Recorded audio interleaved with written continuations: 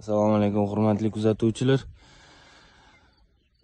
Har doimgidek dolzarb muammo oqsil kasalligi.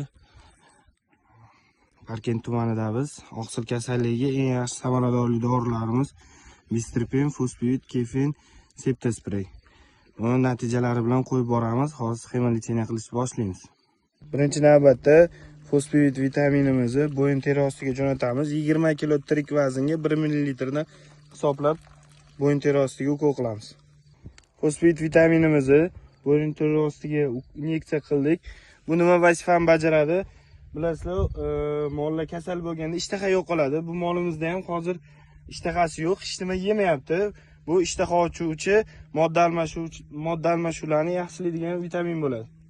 İkinci preparatımız Kefin preparati, tarkibi ketoprofen. Bu og'riq qoldiruvchi, isitma tushiruvchi bo'ladi. Bilasizlar, yashurda og'riq bo'ladi, mesni isitma bo'ladi.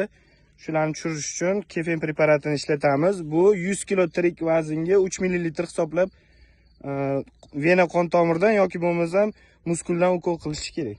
Uchinchi preparatimiz Bistripen antibiotiki, tarkibi pensilin streptomycin bo'ladi. Eng kerakli antibiotik bo'ladi. 20 kg tirik vaznga 1 ml dan hisoblab mushak ostiga ukol qilinadi 3 kundan 5 kungacha. Keyingi navbatda qiladigan ishimiz og'izlarni yaxshilab iliq suvda chayib olamiz. Tozalab olganimizdan keyin Septospray povidon yod tarkibli spreydan sepiladi. Bu molga umuman zarari yo'q. Burnining ichiga kirib ketsa ham, oshqozonga tushsa ham umuman zarari yo'q.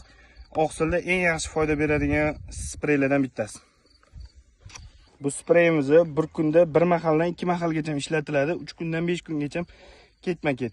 Sepish tartibi burnining ichiga va tishlarini, og'izlarining ichiga sepiladi.